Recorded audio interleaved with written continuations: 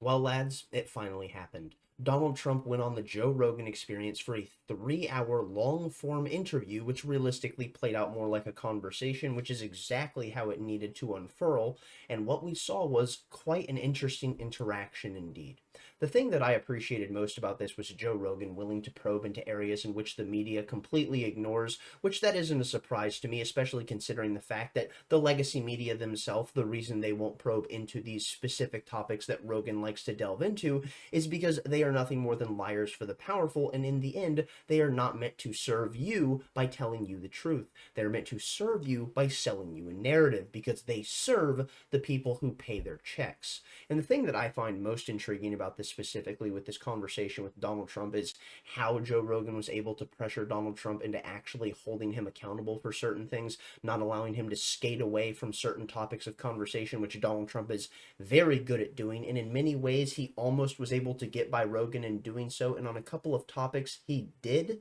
But alas, Rogan was able to whip that lasso out and pull him back onto topic. And in doing so, created quite a fascinating conversation with someone who is running for the presidency of the United States. Joe Rogan willing to speak with Kamala Harris as well, but of course, Kamala Harris apparently backing out of this conversation. And now, after we've seen Joe Rogan go on, it appears that she may be forced into a position where she either has to admit defeat or show her fealty to the desires of the American people to see her speak openly, and in doing so, then also accept defeat post haste because she will only embarrass herself in a long form interaction where she has to actually operate as a human being because she is so far detached from an understanding of what that actually means. Here's the thing, this was quite a wonderful conversation, but I have a litany of issues with it and how Donald Trump conveyed certain points, and we will be tackling that in just a moment. But the first thing we'll be doing will be focusing on what? The nature of Donald Trump's appointments and how it is that he tackled that conversation specifically. Because what he did was talk about how he got certain people into positions of power that shouldn't have been there, you see. Realistically, he didn't know anyone when he got into Washington, as he has said so many times. But of course, as we know, Donald Trump now states that, you see, he knows anyone, in fact, everyone in Washington better than anyone's ever known anyone. And it's something that is truly such a Trump thing to say. But what it drives me so mad from is the standard that it still shows that he is so far removed from a realistic understanding of what it means to grapple with the depth of what the neoconservative and neoliberal mindset actually wants to propagate across the world. I get that he says no new wars, and this is a major talking point that has been one of the major selling points for so many people that are voting for him. But what we have to understand is, with Donald Trump still being someone who doesn't actually understand the minutia and what is going on behind the scenes and who are the key players that are the most detrimental factors to the possibility of implementing the standards that he wants to create as the American president, we realize that his lack of understanding very well may be the one thing walking through the halls of Washington that capsizes him more than anything. And I would argue that many of the appointments that he made throughout his time while in office highlights this fact. And as we know, he states that now he knows everyone better than anyone's known anyone, and because of that, he'll be able to make all of the right appointments, don't you worry. But do you actually believe that to be the case? I'm not sure, and I don't know what we can trust. But now let's go ahead and throw it into this clip of Donald Trump speaking with Joe Rogan, and then we'll go ahead and move on. The biggest mistake I made was I picked some people. I picked some great people, but you don't think about that. I picked some people that I shouldn't have picked. I picked a few people that I shouldn't have picked. And Neocons? yeah, neocons or bad people or disloyal people or People that were just people bad, that were into the you people got bad that advice. Yeah, I mean, look, you're reading about him a little bit today. A guy like Kelly, who was a bully, but a weak person. You know more about bullies than anybody probably around because you deal in a certain sport where the bullies are exposed very quickly. Yeah. But he's bad. Bolton was an idiot, but he was great for me because I'd go in with a guy like a John Bolton. You know John Bolton. A friend of mine called me up. I was picking Bolton, and he's a very smart guy. His name is Phil Ruffin. He's a very rich guy from Las Vegas. He's a great card player. He doesn't play cards, but he's a great player. He's just a natural. Got poker sense, right? Good old poker sense. And Phil Ruffin is a very, very wise kind of a guy, and one of the richest people around, and has had great success and understands people. So it was in that I was picking Bolton, or I picked Bolton. He called up. He said, "Don't pick him. Why? He's a bad guy. Now, he wasn't in politics at all. He's in various businesses.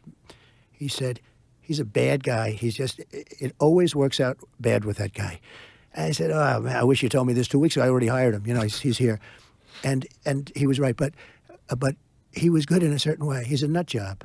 And every time I had to deal with a country, when they saw this whack job standing behind me, they said, oh, man, Trump's going to go to war with us. He was with Bush when they went stupidly into the Middle East. They should have never done it. I used to say it as a civilian. So I always got more publicity than other people. And it wasn't like I was trying. In fact, I don't know exactly why. Maybe you can tell me why. Oh, I could definitely tell you. You said a lot of wild shit. Maybe. And there you have Donald Trump with the beginning of that starting off in a very fascinating way, immediately admitting that he did make a mistake and put in some bad people, and then immediately goes, I put in some of the best people, actually. In fact, no one ever wants to talk about that, of course.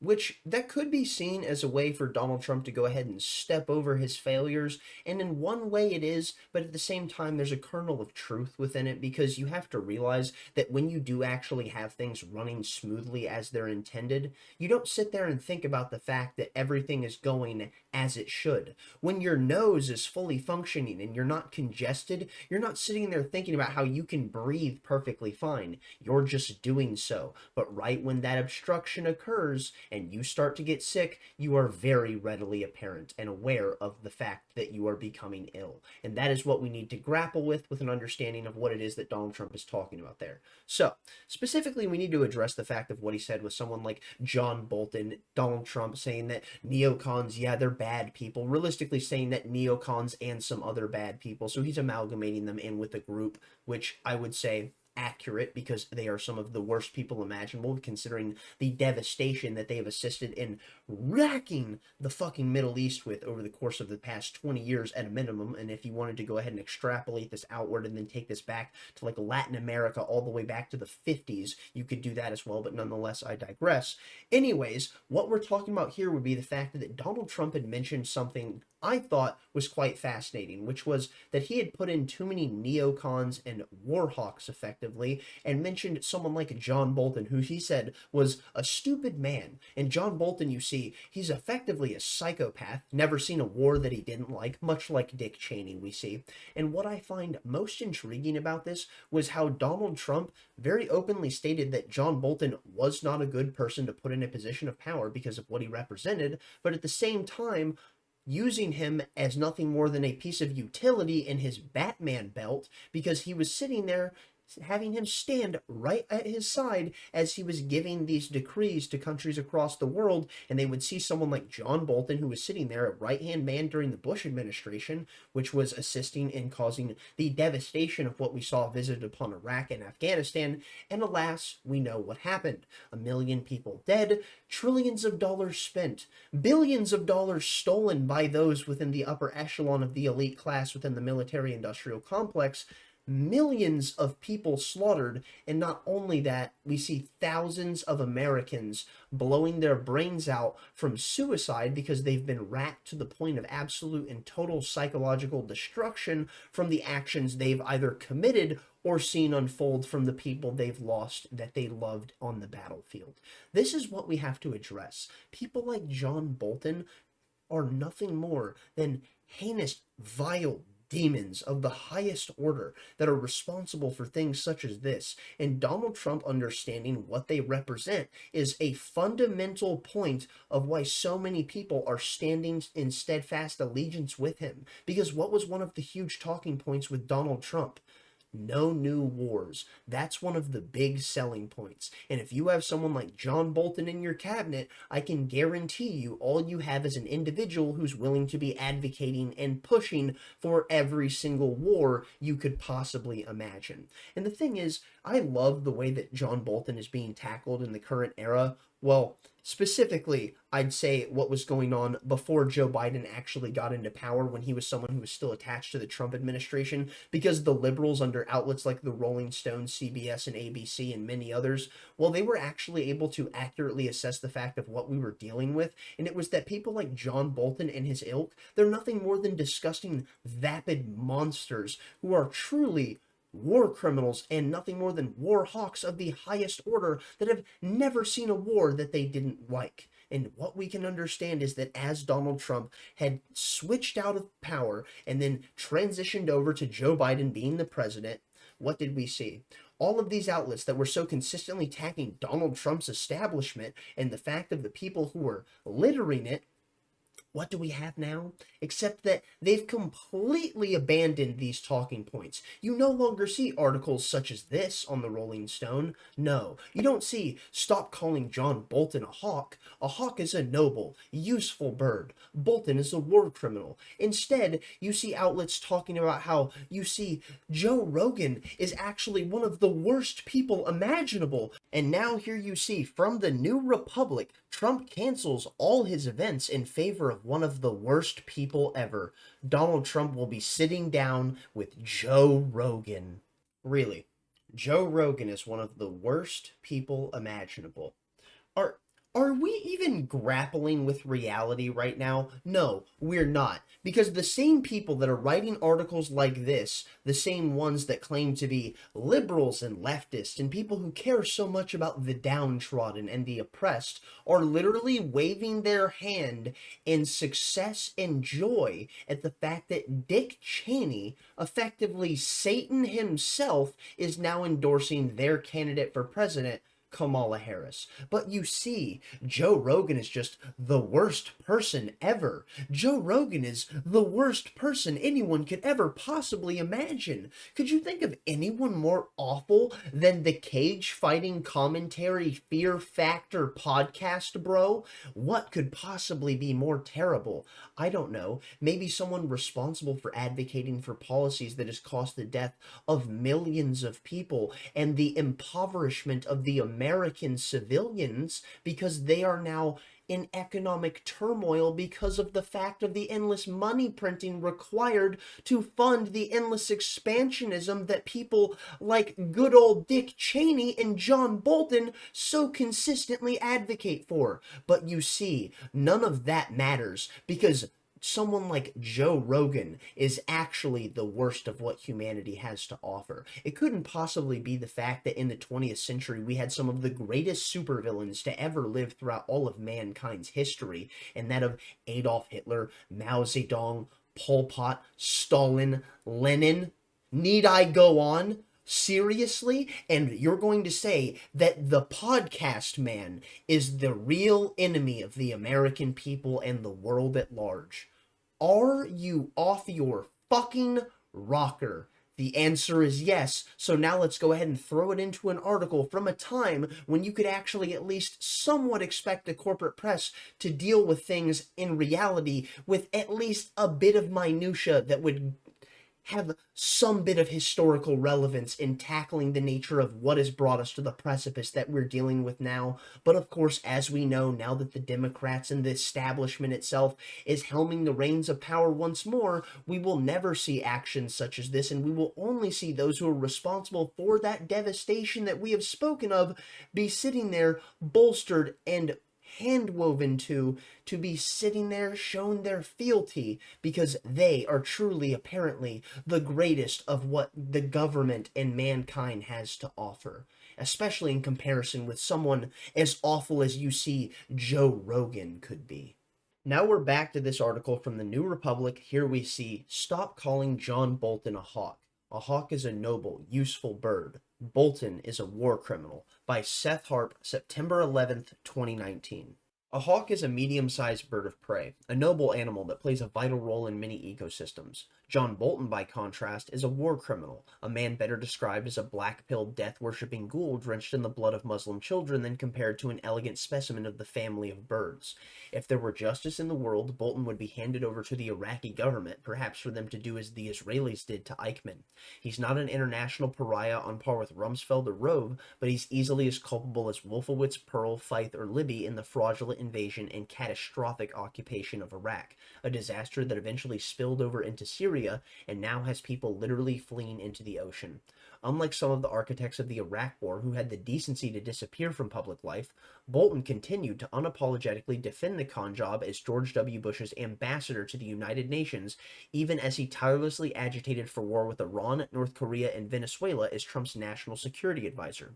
Yet whenever Bolton surfaces in the news, as he did recently upon his firing, it shows that it's almost impossible to find an article about him in which the rather flattering standard is not applied in the first 2 or 3 paragraphs. It's almost a term of endearment, and it says a lot about how the media normalizes permanent war. That normalization of permanent war is exactly why so many people are in steadfast support for Donald Trump, because he is in opposition to these standards. And I'm not saying this like Donald Trump is the most ardent anti-war dove imaginable. I have many complaints and a myriad of issues with the man on foreign policy. But alas, what we need to focus on is why it is that so many people would be willing to throw their support behind the man himself. And it's because he represents something that is outside the standards of the establishment itself. And if you need a perfect realization of how it is that this all started, and when they realized that they were truly going to have an issue on their hands, all you have to do is look to the South Carolina primary debate for the Republicans in 2015, because what we saw was truly the stepping stone that laid the groundwork for an understanding of what would be coming down the line when it came to Donald Trump and his rhetoric. So what we saw was, in that South Carolina presidential debate for the Republican nomination, in one of the most militarized and military supporting states in the Union itself, Donald Trump said what? He looked Jeb Bush straight in his eyes and said, "Your brother lied us into the war in Iraq. There were no weapons of mass destruction. We killed 1 million people based on a lie. We sacrificed our bravest men and women to this conflict to either die overseas or come back rocked with their psyches being torn apart and PTSD raking them over the coals to the point where we have a veteran suicide epidemic, which no one within the federal government seems to be caring to talk about in any way, shape, or form, but they're certainly concerned about the illegal immigrants pouring over the border and making sure we can send money to Ukraine and Israel as well as Lebanon to assist with the aid after we have just seen Israel bomb them, considering we also gave Israel the weapons and the money to subsidize their ability to levy these attacks upon Lebanon. We are once again seeing that we are subsidizing both sides of a war. Shocker. I know, but what we have to realize is this comes with the standards of the normalization of permanent war. And Donald Trump stood in opposition to that, and in whipping up his base to the standards that he had espoused, we can see that so many of them, effectively, right-wingers specifically, had been given permission from Donald Trump to criticize the warfare state. And in doing that, we see one of the greatest political shifts in American history, which is that of the right turning into the anti-war crusaders of the current era. So now let's go ahead and jump into what we see here with the actual interview itself, or realistically, more like a conversation between Joe Rogan and Donald Trump. If you would like to watch the entire thing, it will be at the link in the description down below, so you can go ahead and go find it. It is well worth every bit of time that you can give to it. I must admit, I was truly quite fascinated, and I think one of the best interactions in the entire conversation wasn't even about politics. It was when they started talking about MMA and boxing. It was very clearly that these are two men who are interested in combat sports, and they were having a conversation about this, and it really shows a human side of Donald Trump that you don't get to see in the media, because they are so consistently levying attacks at him and having their crosshairs placed upon his head and trying to make sure that they can get that shot off at any turn that they can, so they can just get that one little win. Come to think of the actions of recent, let's say, days, probably not the greatest euphemism I could have used to describe the actions of the corporate press, but alas, nonetheless, we move on. Here you can actually see the episode itself of the Joe Rogan Experience, episode 2219, with Donald Trump getting 27 million views at the time of this recording, and I believe it was roughly 26 million in 24 hours. Now let's go ahead and jump in and see what we have with the comments themselves and see what people have to say about this whole ordeal. Here we see 26 million views in 24 hours. Absolutely insane. Here we can see from Cat of Truth 1044. God, I love YouTube comments. It's just these random names that'll just put out a comment that will literally blow up and be one of the biggest comments on any YouTube video ever put out there. And it's just some random person who had a thought that they cast into the ether. Here we can see podcasts are officially more important than traditional media now. 240,000 likes. That is unbelievable. Here you can see 3 hours unedited. This is what we should expect for journalism. Anyone who would think it is right to leave billions of dollars of military equipment in Afghanistan isn't stupid. They are working with the enemy. No one could possibly think that was the right thing to do. Clearly talking about the Afghanistan pullout, which they did end up talking about at multiple different points in the conversation. Here you can see in 1 hour, this episode has more views than CNN, CNBC, CBS, and ABC combined. And yes, that's certainly true. Within a 24-hour period, Rogan was able to pull in 26 million viewers, and that surpasses what CNN can do in a month's time. This is going to be one of the most watched interviews throughout all of human history, if not the entirety of the internet itself, for quite some time, until we get to a more, let's say, tumultuous time and people start to focus even more so on conversations such as this, which, my goodness, let's truly hope that if things like this are to occur, it is not in my fucking lifespan, nor my sister's, nor my children's, but realistically, I would hope that we were able to, let's say, supersede these standards and never befall to these horrific ideals ever again. Scrolling a little further down, we see unedited, uncensored interviews should be required of all candidates for political office. 110,000 likes. Joe is so serious about this, he had to wear his black UFC commentary shirt, which I will admit I did think was kind of hilarious, because you just see Rogan wearing his only serious attire. He never wears a suit, which I find quite funny, just because this would have been the time to do it. But alas, he puts on his finest Heinz ward and then walks in to go talk to the man who's trying to become the leader of the free world. Unbelievable. Here we see, watching from Malaysia, my good luck to all Americans. Here we scroll down and we see, this will be the most viewed podcast in the entire Joe Rogan collection within a week. No, this will be the most viewed piece of media in the entirety of the internet, given we get to the end of the year. It is going to be unbelievable how much clips of this circulate everywhere, how much the media focuses on this.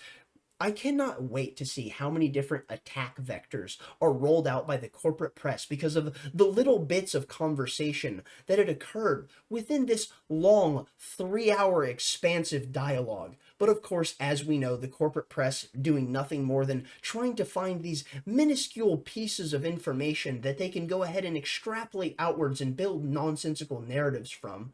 We know that they'll never actually give their viewers the contextual depth to understand what was given before and after the conversation at hand with the minuscule amount of information that they're going to be highlighting and cherry picking. No, they'll just make sure that they can craft their narrative and sell you on some felonious bullshit once again. There are so many different comments I could scroll through, and the entirety of this comment section is phenomenal. It is the most positive comment section I've ever seen on the entirety of the internet, and especially on YouTube itself, and certainly when it comes to political commentary. Genuinely stunning, but nonetheless, stunning is exactly what this interview was. I'm going to go ahead and call it there. Thank you for watching. If you got this far, thumbs up if you liked it, thumbs down if you didn't. Tell me where I'm wrong in the comment section down below. Stay lovely, stay great, and most importantly, my friends, please go tell someone you love them. Peace out.